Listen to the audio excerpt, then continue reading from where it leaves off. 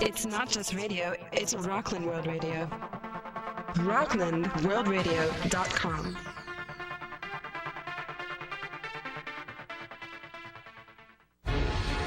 Welcome to Sober University, your next step to successful recovery, with Cheryl Adler, who says if you are going to crave anything, crave living life to the fullest. Maximize all you have and squander nothing.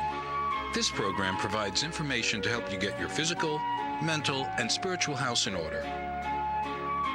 And now, the host of Sober University, Cheryl Adler.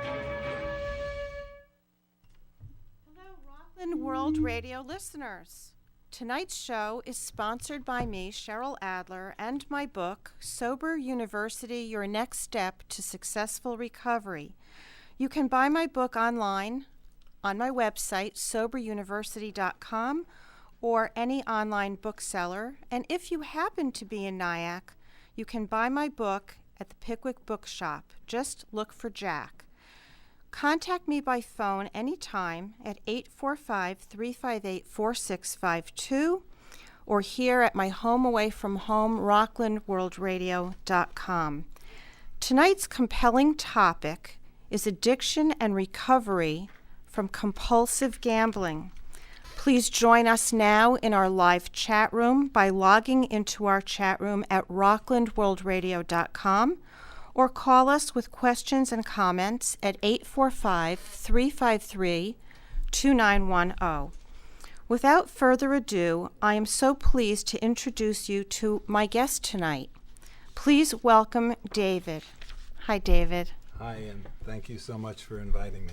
I'm honored to have you here, and we spent a nice 45-50 minutes talking before the show, so I've learned so much from you already, even before starting the show tonight.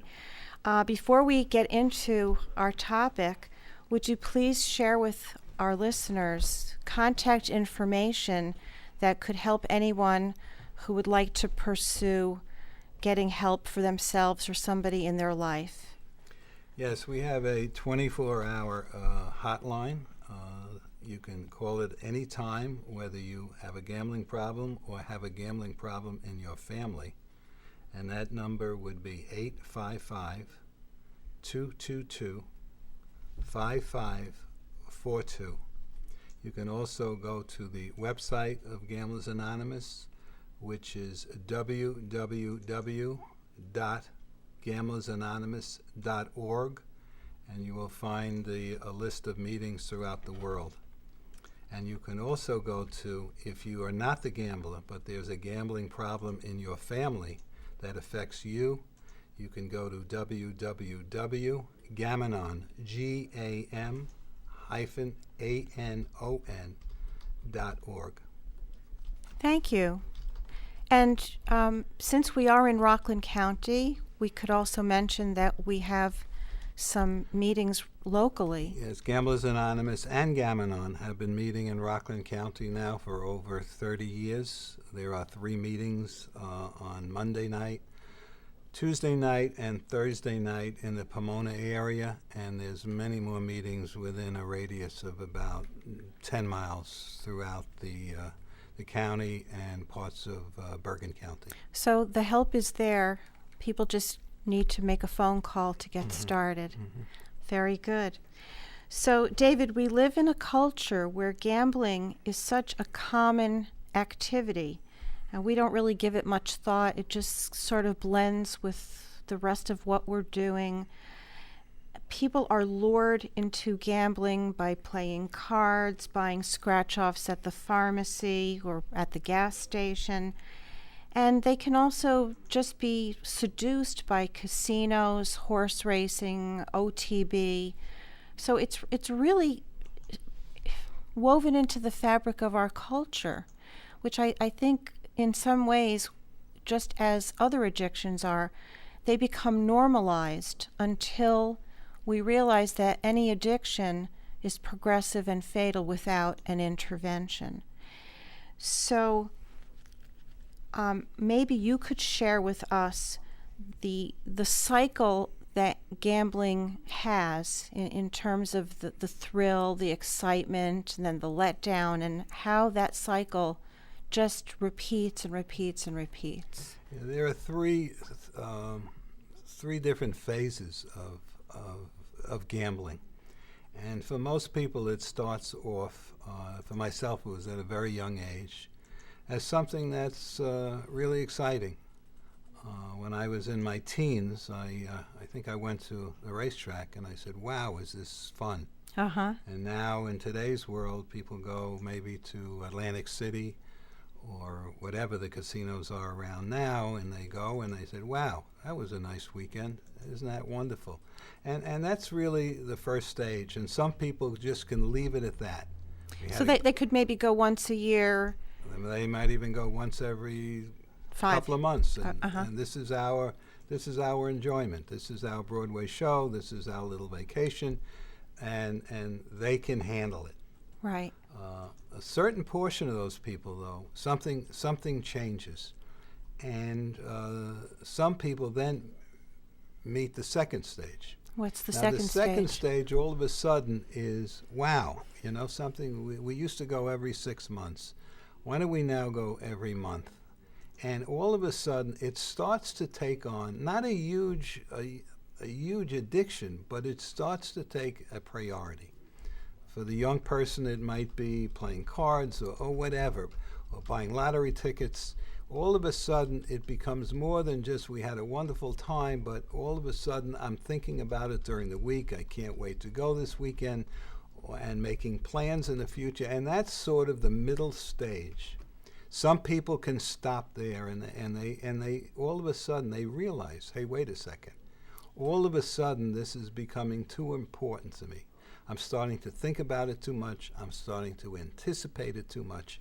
And at that point, some people can just say, okay, let's go back to the way it was. We're only going once every 6 months or whatever it is. So in other words, they might realize, we ended up losing $5,000 and we really can't afford that. There's some sort of a reality check that they're able to do, and then they can pull in the reins and say, you know what, this really is not for me. Exactly. Okay. Then, and I'm really jumping sort of quickly now. That's okay. Then there's the third stage, which is the desperation stage.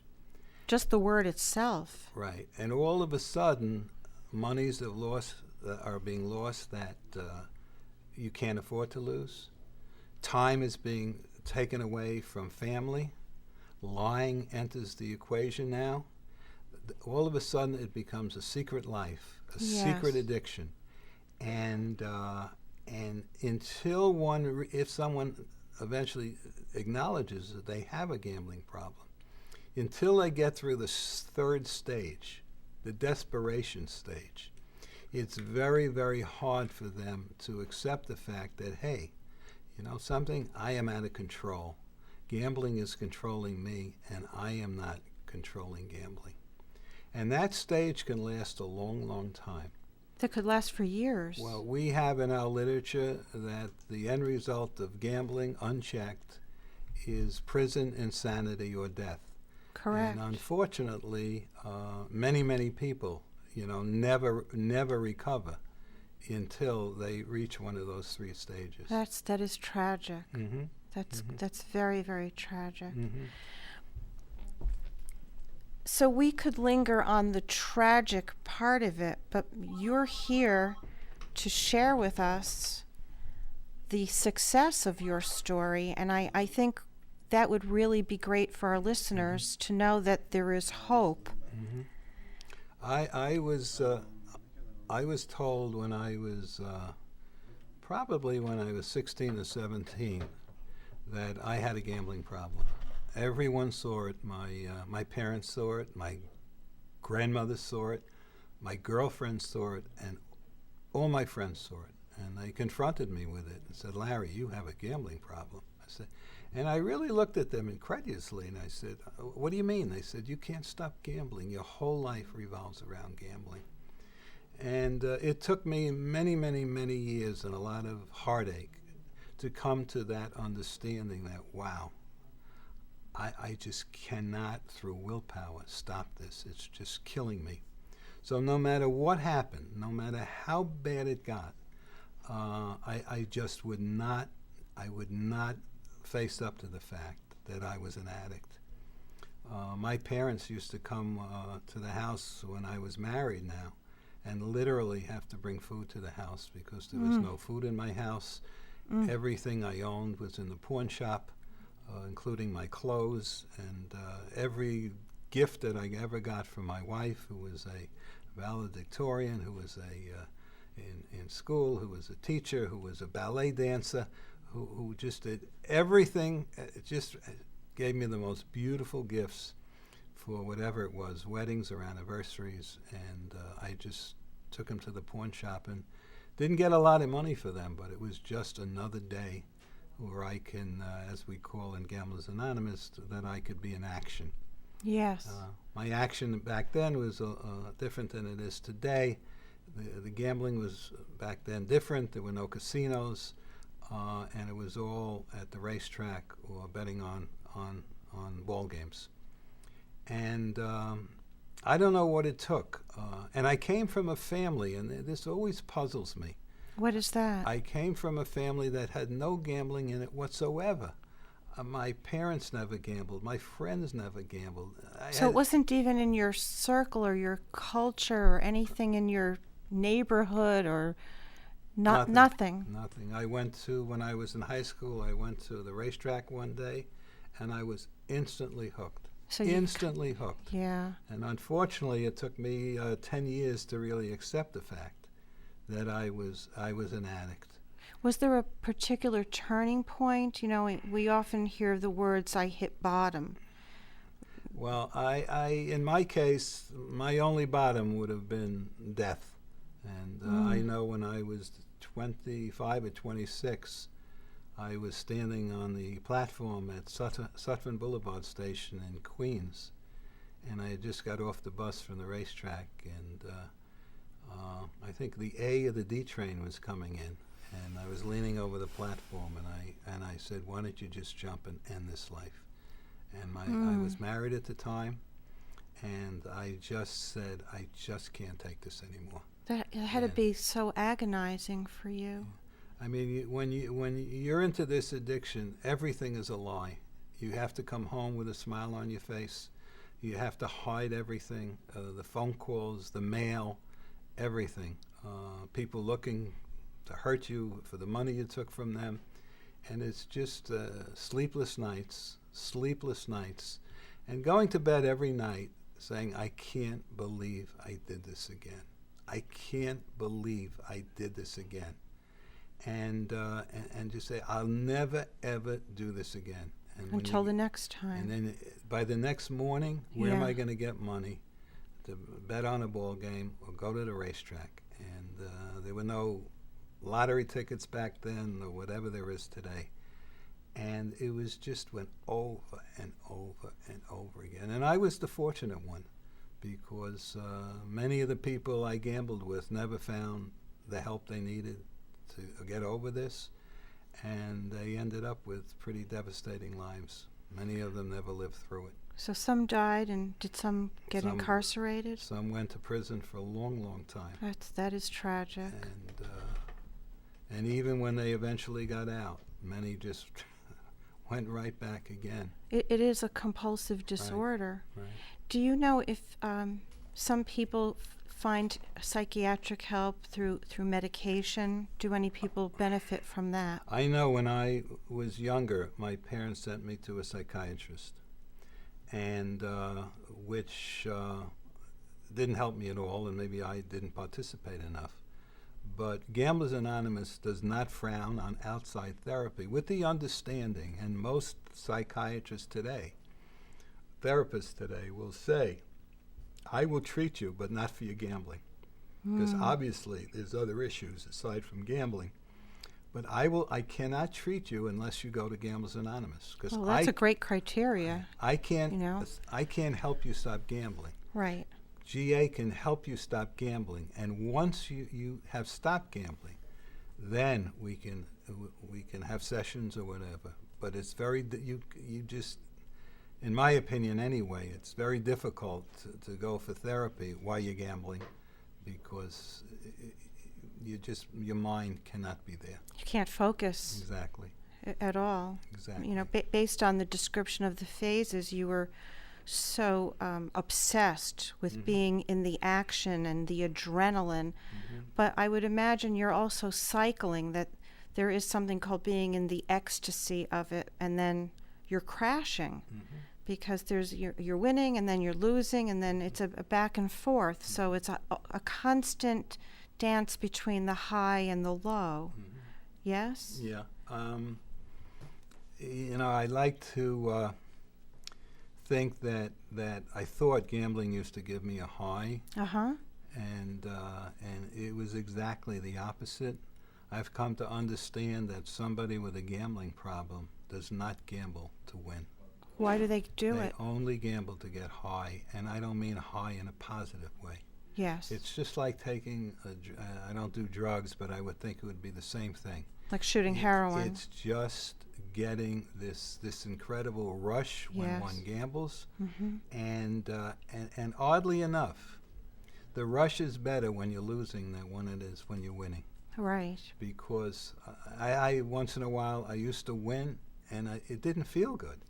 It felt a lot better when the bet my rent money was on the bet, or my food money was on the bet, as opposed to if I had some money in my pocket, and if it won or lost, I still had money left. So it was really all about the action. And when I'm on the hotline and get a call and I tell people, do you understand? Think about it, that you do not gamble to win. You just gamble to get high. When you win, there's never enough money to win. There's never enough money. It's like drinking. There's never enough. Right. And then when you lose, your rationale is I have to gamble to get back what I lost. Right. So if you happen to win back what you lost, now you're winning. And you will never quit when you're winning. David, it's like being between a rock and a hard place. There is no winning in gambling. Not at all. Yeah, it's just one continuous merry-go-round that you just can't get off. Tell us, you shared before we came into the studio your observations in our culture now, that you see the elderly gambling in a certain way and you see the youth gambling in a certain way. Can you share about that?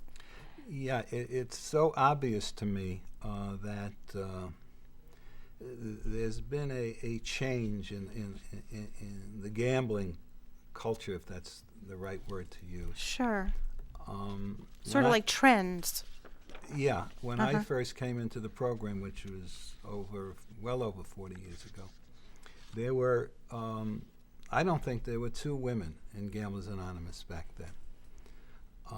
And now, in the last 5 years, with the advent of casino gambling, I would say 25% of the people who now come into program are women who started to gamble when they were in 50 years old, 60 years old, 40 years old. As for whatever reason, I'm not going to analyze or psychoanalyze them, but it just seems to me that, hey, it's, wow, look at this, it's exciting. I'm going here and I'm going to play the slots and all this. And, right. And the people that I came in the program with are almost a minority now. The people who are bet with bookmakers on ball games and things like that. But now there's a huge prevalency of problem gambling in the stock market, which people think and don't realize, what an issue this is about. The stock market is, to some of us, is just a sophisticated horse race. Well, even if it is sophisticated, I don't even know if it is sophisticated. It's quite sophisticated. I mean, I think we should mention the day traders, because that is distinctly different from people who are truly investing in the stock market and are in it to win it. They put their money very carefully, either through their own self-education or entrusting their money to experts who who will say, well, if you put your money in this, you might get 8% or 6% or 12% or whatever, and they leave the money there. They don't touch the money. They may add to it, but they're not rolling the dice, whereas the day trader is very clearly in it for the action, But as you say. Even today in Gamblers Anonymous, it is strongly advised, no matter how long you're in the program, Yes. that you don't own stocks. Forget about day trading. I'm just talking about owning a stock. Well, that's fascinating. Because to the compulsive gambler, and I'm generalizing now, but I think it's even if they bought 10 shares of Apple, the second day they bought it, they'll be looking at it. They'll be, how did my Apple do today? And that's just part of this. I can't explain it, but that's what I hate to generalize, but it's my understanding that a compulsive gambler just cannot handle things like that. And we certainly advise them to stay away from issues like that. That's really interesting. So they're not really encouraged to. It wouldn't be like a person who's a food addict who still needs to eat, Right. and would then have to respect food and develop a very different relationship with food because they still need to eat. Exactly. Yeah. And we do need to have money in our life. We have to pay our bills and have hopefully money for the future. There's a wonderful adjunct to Gamblers Anonymous. I'm not sure adjunct is the right word. Yeah, I think it's a great word. But we work. There's an organization called Gam-Anon. Yes. Which my wife has been part of for many years.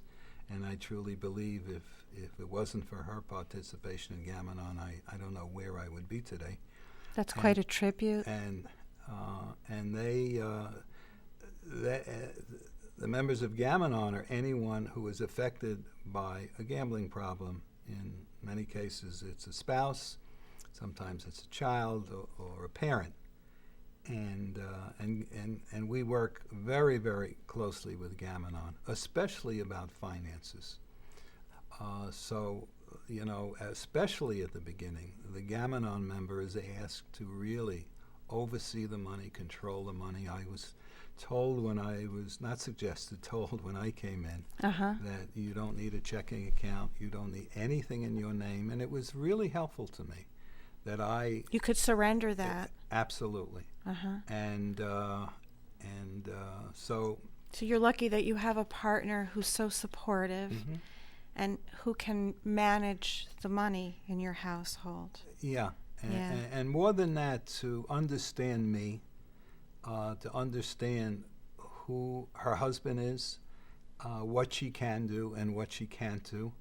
And it's just beautiful that because the two programs, especially in this area, I'm not talking about all over the country, that we work so closely together that, if an issue comes up, and many times my wife will say, don't tell it to me, tell it to somebody in program. She knows how to delegate and defer to the right people. Yeah, exactly. Good and it for works her. the other way also, where, Yes. I can say to somebody in Gam-Anon, hey, listen, could you give my wife a call? She's having a tough week. So the two programs, we're very unique, where the meeting I go to, we meet at the same facility with Gam-Anon. The meeting starts at the same time, ends at the same time. We meet in adjoining rooms, and after the meeting, we all get together, and if there's issues, we sit down afterwards. That's phenomenal. And it's just an incredible advantage to be able to work this program, because the gambling, like alcohol, is a family disease. Everybody in the family suffers from it. That's right. So why not everybody hopefully get better Get better. at the same time? And you said a very beautiful thing about that you're a 12-step family. Right. And we were talking about, wouldn't it be great if the whole world practiced the 12 steps? We'd have a much nicer world to live in. It's such a gift. I like to think my daughters are 12-step people. I like to think the men they married are also indicative of people, who understand priorities in life today, as opposed to just monetary or fancy jewelry. And Much deeper. It goes much deeper and than the 12 that. steps have nothing to do with, the make of your car, the size of your house. Had It's nothing not to relevant. do with that. They're It's talking all- about the soul Exactly. Feeling The- good about yourself. and being a good human being. Yeah. And finally, understanding, which took me a while, but to understand what it is to be spiritual. Ah, yes. And that's such a nice feeling that the program almost pushes you to be spiritual, just to do something today that makes the world a better place. It makes you feel good inside. It's nothing to do with anything material. That's right. And there's no comparison. Mm-hmm. It's what you give lasts so much longer. So the bad news is I have an addiction called gambling. Yes. And the good news is, oh man, there's such a great recovery for that addiction. And and I never thought I would say this, but I am so grateful that I have this problem, because I know without it I never would be where I am today. And most people in the program will say that, those of us who are really in recovery. You've transformed your life. I am so grateful, because without this, who knows where I would be today. Maybe I'd be in some boardroom, and I'm not knocking boardrooms and big deals and stuff like that, but when in the 12-step program, it just makes it so simple and easy, humble. and easy to sleep at night. Yes, that's right. Because there's no lying, there's no hiding. You get to be your real self. And isn't that what we're all looking to do? It's nothing to do on the label on my clothes. Not or at the all. make of my car. It's kind of boring, really. Yeah. So that's fantastic. I'm so happy that you're here and giving so much information to us. We have a little bit of time left. I think it's important to mention that there are other addictions that go hand in hand with gambling. I would say there are many people who smoke and drink. Would you agree with that? Yeah, I and one of the biggest addictions I see now, and a lot of people are duly addicted, and that's they go to OA, which is Overeaters Anonymous. Food, yeah. Huge.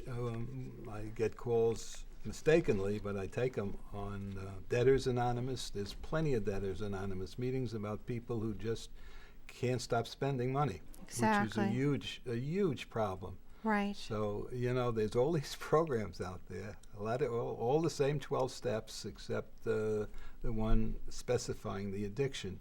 But Right. there's help out there. It's just so wonderful. And Absolutely. And I think we want to, for sure, encourage our listeners to go to the Gamblers Anonymous website, where there's a wealth of information. There is a questionnaire that I got off the website, which I think is well worth asking yourself. I think we could maybe just go over those questions Sure. quickly. Would you like to read them? I know them. You know them. Okay. We don't I even read- have to look. I read them every week. Okay. Could you share those 20 questions with us, David? Do you want me to answer them? Oh, I just want you to read them so our Oh, listeners sure. can think about for okay. themselves. Right, okay. Did you ever lose time from work or school due to gambling? Has gambling ever made your home life unhappy? Did gambling affect your reputation? Have you ever felt remorse after gambling? Did you ever gamble to get money with which to pay debts or otherwise solve financial difficulties? Did gambling cause a decrease in your ambition or efficiency? After losing, did you feel you must return as soon as possible and win back your losses? After a win, did you have a strong urge to return and win more? Did you often gamble until your last dollar was gone? Did you ever borrow to finance gambling? Have you ever sold anything to finance gambling? Were you reluctant to use gambling money for normal expenditures? Did gambling make you careless of the welfare of yourself or your family? Did you ever gamble longer than you had planned? Have you ever gambled to escape worry, trouble, boredom, or loneliness? Have you ever committed or considered committing an illegal act to finance gambling? Did gambling cause you to have difficulty in sleeping? Do arguments, disappointments, or frustrations create with you an urge to gamble? Did you ever have an urge to celebrate any good fortune by a few hours of gambling? And the last one, have you ever considered self-destruction or suicide as a result of your gambling? And the interesting question on that, which when I came in I answered 20 for 20, the only one in the present tense is, do arguments, disappointments, or frustrations create within you an urge to gamble? And thankfully, on that question, I can say no now. That's wonderful. Thank you so much. You're quite welcome, and thank you. Oh, you're so welcome. Perhaps you'll come back on another day, because this topic, we could go on for hours, I think. And we've just skimmed the surface for this very brief 30 minutes, and we do have to wrap it up. But before we do, would you please, David, give us the contact information one more time for people who may have jumped in toward the end of the show? Sure. The hotline number, which is open 24 hours a day, is 855-222-5542. And to find out where all meetings are, on the website www.gamblersanonymous.org. And for Gam-Anon, anybody who is affected by a gambling problem, www.gamanon, GAM-ANON.org. Thank you again. And thank you. Oh, it's my pleasure to have you here. This is a very important topic, and I hope that our listeners have benefited from the information that David shared. Just to remind Rockland World Radio listeners, this show is found in the archives among all the other shows that I've done since we started last November, and you can podcast these shows for your listening pleasure anytime. Our shows are portable. Take us in the car when you're driving, as long as you stay focused on the road, or relax with the show at home in the evening after a long day. So that's all the time we have for now. Please join me next week for more on sober living. Remember, if you're going to crave anything, crave living life to the fullest, maximize all you have, and squander nothing. See you next week. Good night.